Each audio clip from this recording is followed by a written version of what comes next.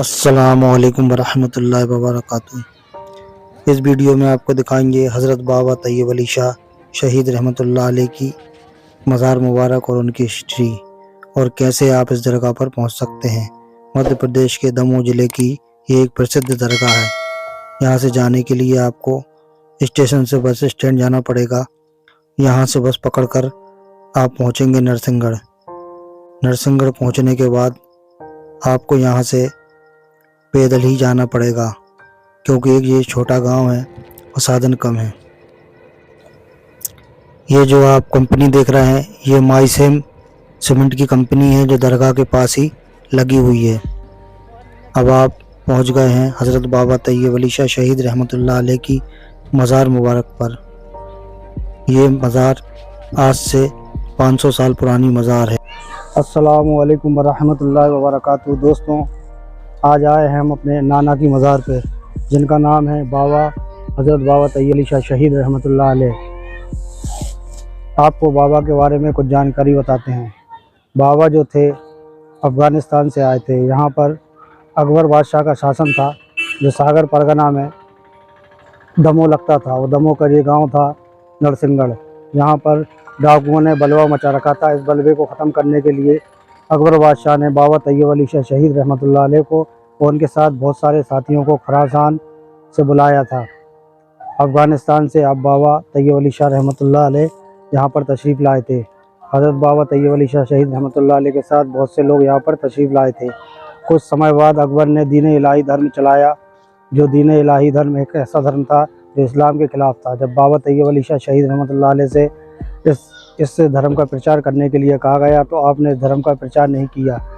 तो अकबर ने आसिफ खान की फ़ौज 10,000 के लश्कर के साथ इलाहाबाद से यहाँ पर नरसिंहगढ़ पर भेजी और यहाँ पर बाबा के साथियों के साथ आसिफ खान के जंगजू का युद्ध हुआ, जिसमें बाबा तैयब अली शाह रहमतुल्लाह अलैह शहीद हो गए।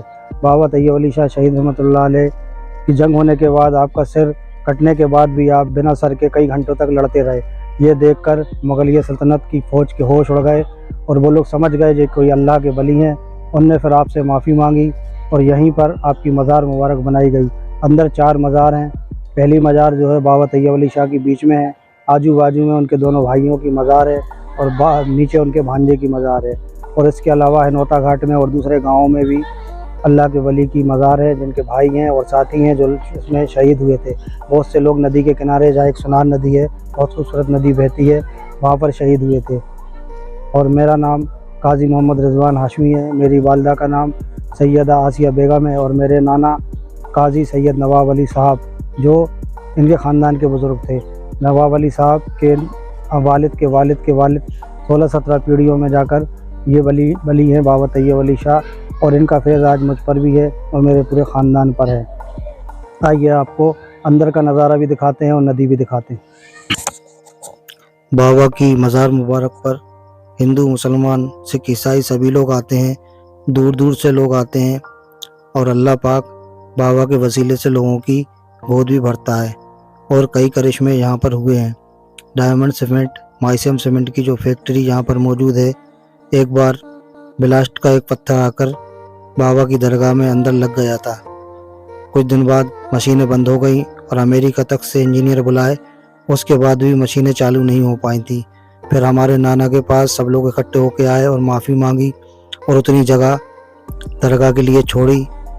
उसके बाद वो मशीनें चालू हुई थी। और भी कई करामात हैं जो जहाँ के लोग बताते रहते हैं। ये नदी है, ये किला है, यहाँ पर दूर दूर से लोग अपनी मुरादें लेकर आते हैं।